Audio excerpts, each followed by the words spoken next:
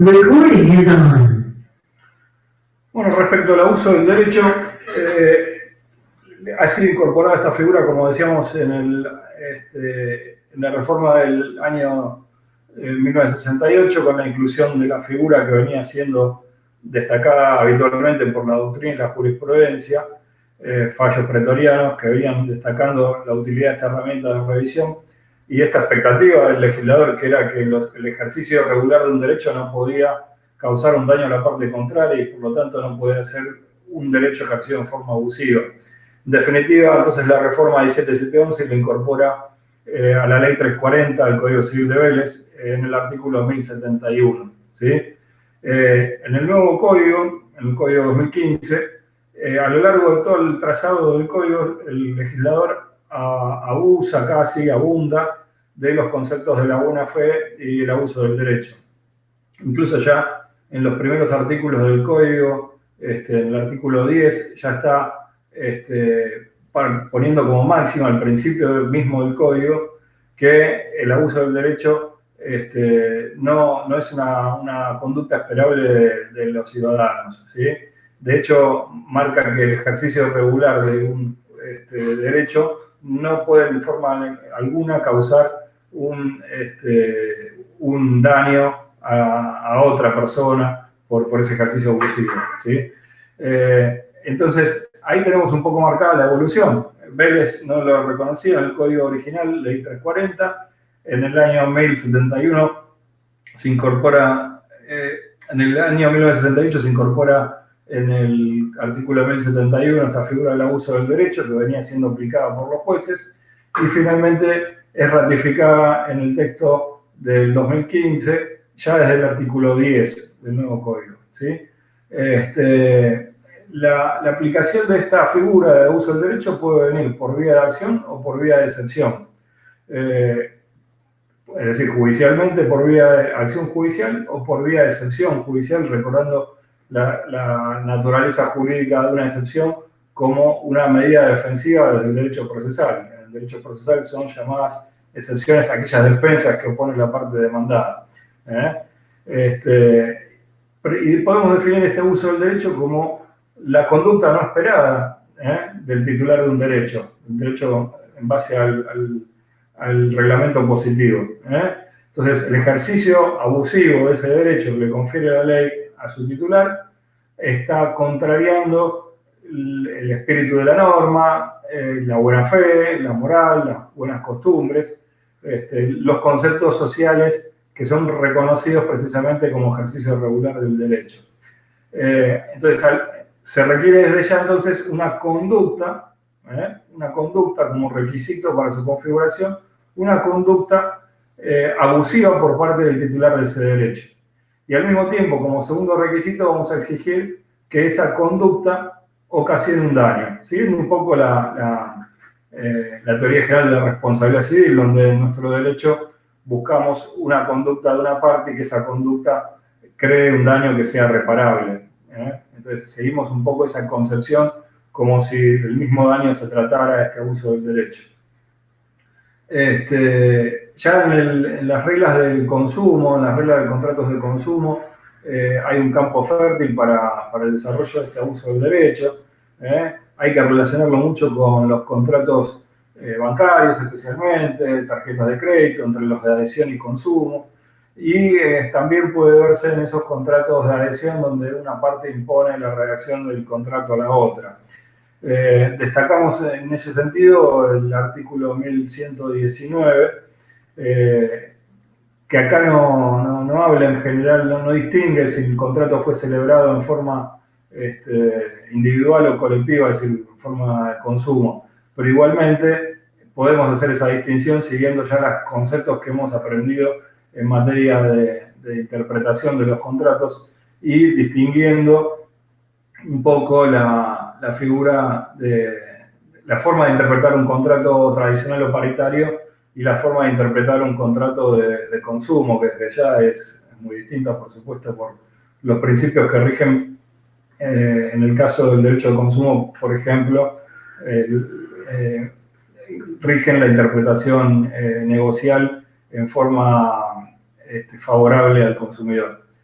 Respecto a la imprevisión, como medio también de revisión de los contratos pacíficamente aceptados, también ha sido incorporada esta figura en la reforma del año 68 por la ley 7711, incorporándola al artículo 1198 del Código Civil, ¿sí?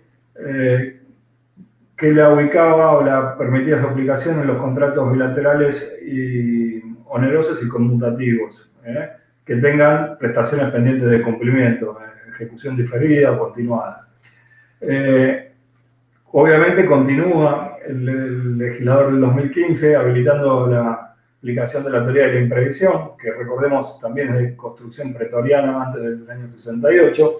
El legislador del 2015, decíamos, continúa en la tesitura de habilitar la revisión del contrato por medio de la imprevisión e incorpora esta figura en el artículo 1091, donde nos exige, primero, que tengamos, por supuesto, un contrato con prestaciones pendientes de cumplimiento. Luego, en ese sentido, que sea un contrato de ejecución diferida o continuada. Y un contrato que sea bilateral o oneroso.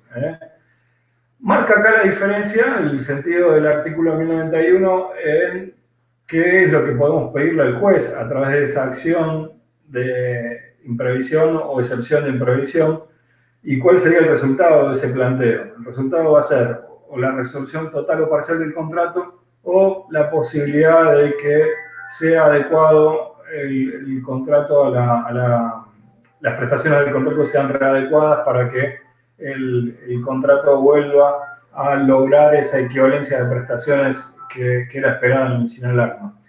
En este caso, a diferencia de la lesión, encontramos que la teoría de la imprevisión se aplica por la ruptura de la equivalencia de las prestaciones con posterioridad a la celebración.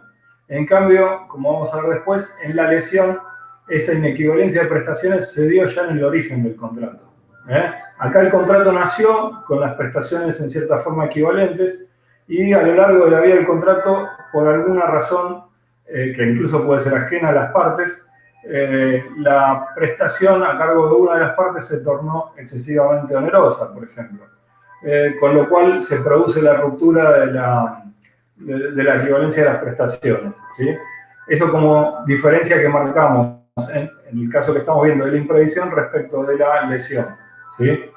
Desde lo que podemos decir la naturaleza jurídica del contrato, marcamos que tiene base o antecedente directo en los conceptos involucrados en el año 68, también de creación pretoriana anterior al 68, como la buena fe, la equidad, por supuesto también en cierta forma el ejercicio regular de los derechos, y partiendo siempre de esa expectativa que arrastramos desde Vélez, que los contratos nacen para ser cumplidos. Entonces, el principio sigue siendo, en base a la seguridad jurídica, que los contratos nacen para ser cumplidos y la expectativa social y de las partes es que, de hecho, sean cumplidos. Pero aún así, la teoría de la imprevisión es uno de los mecanismos que estamos marcando como posible revisión de ese contrato que aún está en expectativa de ser cumplido.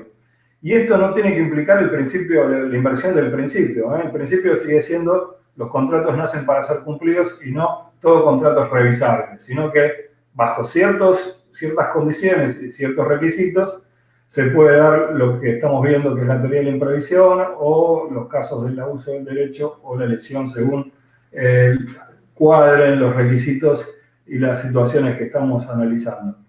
Entonces, recordamos, esta teoría de la imprevisión se va a dar en contratos con prestaciones pendientes de cumplimiento, contratos conmutativos, es decir, que haya una ejecución diferida en el tiempo.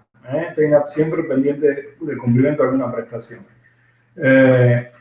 Ojo que puede haber también, por autonomía de la voluntad, tomarse esos supuestos de excesiva onerosidad sobreviniente a cargo de una de las partes y hacerse cargo también de ese supuesto, evitando la teoría de la imprevisión. Acá lo que habría que ver es revisar si esa cláusula no ha sido abusiva o impuesta a la parte contraria mediante las reglas de interpretación que hemos estudiado. Pero una de las partes, por autonomía de la voluntad, puede asumir el riesgo alia de esa excesiva onerosidad que sobreviene al contrato.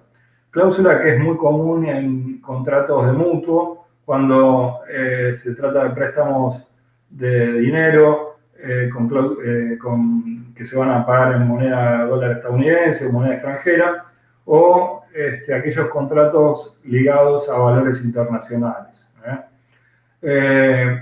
Para que proceda, entonces, lo que debe darse es que exista precisamente luego del nacimiento del contrato y durante la vida del contrato, antes de la extinción por cumplimiento, una excesiva, onerosa alteración extraordinaria de las prestaciones.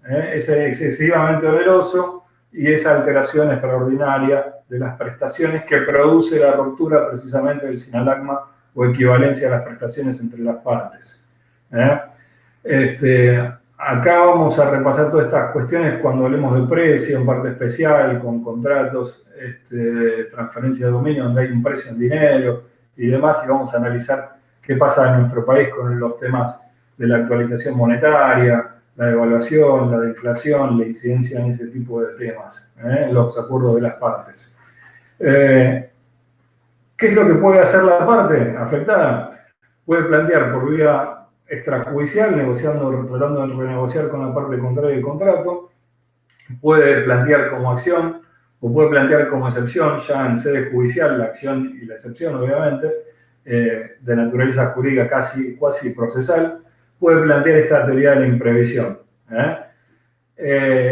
Eso en el marco de ir a plantear directamente la resolución total o parcial, pero le quedaría otra opción judicial al titular de la acción por revisión en base a la teoría de la imprevisión, que sería plantear un reajuste equitativo de las prestaciones, es decir, tratar de que lo que se rompió, que es la equivalencia de las prestaciones, pueda ser equitativamente reajustado a través de la sentencia judicial, propuesta que incluso también podría venir de la mano del demandado por resolución total o parcial del contrato, ofreciendo reajustar las condiciones. Entonces, repasando los caminos, la parte afectada podría hacer un planteo extrajudicial a la contraparte, motivando a volver al ajuste de las prestaciones. En el camino judicial podría apuntar a la resolución total o parcial, ¿sí? O a plantearle al juez que, en base, por ejemplo, al principio de conservación de los contratos del artículo 1066, reajuste o readecue las condiciones del contrato.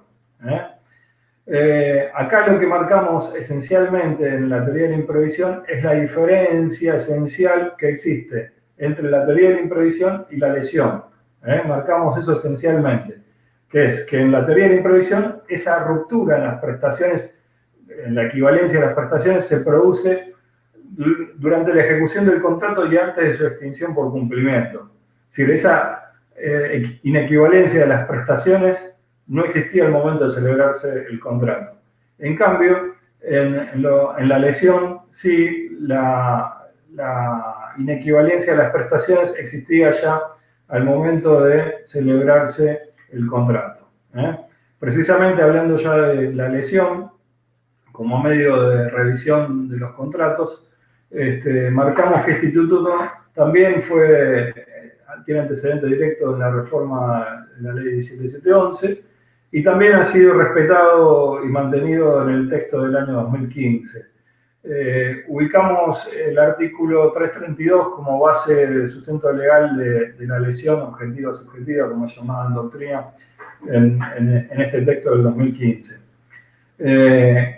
Acá, entonces, el origen también tiene, en cierta forma, la facultad de revisión como naturaleza jurídica, afectando dos aspectos, objetivo y subjetivo. El objetivo directamente a que haya una afectación patrimonial del titular de esta acción por lesión, y un aspecto subjetivo que se busca en la parte afectada por la lesión, que sería precisamente el aprovechamiento de una posición débil o deficitaria, digamos, de cierta forma, del afectado por la lesión.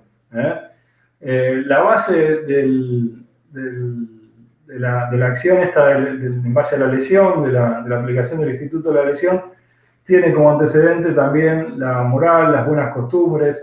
Es decir, en realidad existen distintas corrientes en doctrina. Podemos adherir sin descartar una de otra a todas. Desde algún punto de vista se ha dicho que la lesión responde a antecedentes de moral, buenas costumbres y seguridad jurídica. Otra teoría aplica los antecedentes directamente en la noción de la nulidad, la teoría de la nulidad, diciendo que hay un vicio que afecta el consentimiento dado en aquel contrato inicialmente celebrado. Y una tercera posición en directamente una afectación de la buena fe como un requisito esencial para el consentimiento que se ha afectado en los orígenes del contrato. El antecedente legislativo en el Código Civil de Vélez, en la ley 340, en el texto original no teníamos, decíamos, la figura, el instituto. De vuelta, la doctrina y la jurisprudencia reiteradamente van sentando los pilares para que la reforma 17 y 711 incorporara este instituto de la lesión a través del artículo 954. De ese modo, es decir, desde Vélez, ¿qué hacíamos? Analizábamos la lesión a través de la teoría de la responsabilidad, a partir de la teoría de la nulidad de los actos, buscando el vicio del acto, buscando vicios esenciales. ¿Vicios esenciales en dónde? En la formación del consentimiento, en la capacidad. Por lo tanto, los fundamentos en Vélez para aplicar la lesión, en el origen del contrato, estaban dados por los vicios del consentimiento. Error, dolo, violencia, intimidación, simulación. Esto no quiere decir que por ahí no podamos utilizar ese argumento, es decir, procurar ubicar la situación en la teoría de la nulidad de los actos jurídicos a través de estos vicios del consentimiento, sino que ya tenemos figuras propias reconocidas específicamente y sin tener que hacer esa construcción a través de la teoría de la nulidad. Ya sea en el texto posterior al año 68, en el artículo 954, o actualmente en el que estamos revisando la lesión reconocida en el artículo 332. Hay cierto cambio en los términos del texto del artículo 954 reformado por la ley 17711 al texto del 2015, donde vemos que se cambió el término ligereza por lo que ahora se llama debilidad psíquica, más ajustado a lo que tiene que ver con la fase interna de la elaboración del consentimiento, como Gersi lo marca cuando habla de consentimiento. El individuo construye el consentimiento primero a través de una fase interna, donde acá ubicamos esta debilidad psíquica que refiere el 332, y Gersi nos dice que esa elaboración interna en algún momento tiene que ser exteriorizada, ya sea a través de la emisión de una oferta o ya sea a través de la aceptación de esa oferta. Acá, ya desde el año 68, se encuentran ciertos elementos que hacen a la lesión. Y fueron construyéndose a través de la doctrina de la jurisprudencia, llegando hasta el artículo 332. Esos elementos para construir la lesión, para ubicar la lesión, van a ser llamados explotación. La norma refiere al término explotando, dice, refiriéndose precisamente a un aprovechamiento por parte de una de las partes del contrato hacia otra, ya sea por debilidad mental, por inferioridad, por error, dolo, violencia, esos vicios que estuvimos viendo. Se marca también el estado de necesidad como un posible antecedente de la lesión, como un elemento para identificar la lesión. La debilidad psíquica que veníamos mencionando, antes refería a ligereza. La inexperiencia en los negocios en general, o ese negocio en concreto que estamos revisando mediante la lesión. Y por supuesto se tiene que dar la desproporción evidente en las prestaciones, es decir, no es una mera diferencia entre las prestaciones, sino que acá hay una cuestión grave que hace a una desproporción que se evidencia casi a simple vista entre las prestaciones que recibe una de las partes y la otra. Para hablar de lesión, tenemos que descartar como ámbito de aplicación de por sí los contratos gratuitos. No se aplica la lesión en esos contratos. Sí se aplican los contratos bilaterales conmutativos, es decir, aquellos donde existen prestaciones recíprocas y hay ventajas y pérdidas que son conocidas por las partes de la celebración misma del negocio jurídico, la celebración del contrato. La lesión motivará en el afectado el planteo de revisión del contrato. Y esta acción de lesión se puede dar ya sea por nulidad absoluta, si es grave y evidente la desproporción, o en un reajuste equitativo. Un reajuste equitativo que también puede ser ofrecido partiendo siempre de ese supuesto que habíamos analizado ya en el artículo 1066 del principio de conservación del contrato. ¿Quiénes tienen la acción? ¿Quiénes son legitimados activos para plantear la lesión? Obviamente el propio afectado, algún tercero interesado, como pueden ser los acreedores del lesionado, mediante, por ejemplo, la acción subrogatoria. Incluso ver si acá marca que podría ejercerse incluso por los herederos. Los herederos, según Garci, también podrían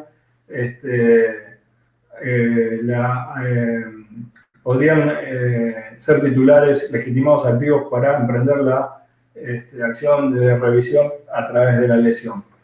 Bueno, con eso cerramos entonces los medios, las tres herramientas de revisión de los contratos a través de estos institutos de la lesión, la teoría de la imprevisión y el abuso del derecho. Gracias.